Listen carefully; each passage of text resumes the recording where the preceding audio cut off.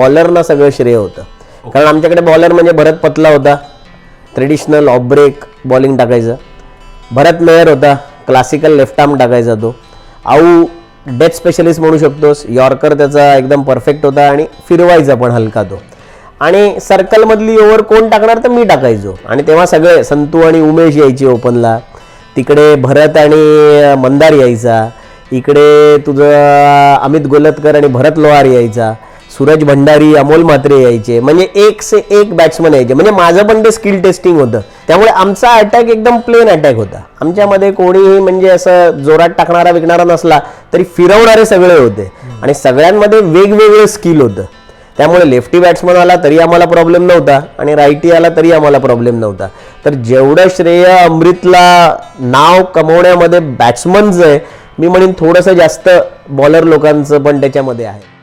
बॉलरना सगळं श्रेय होतं.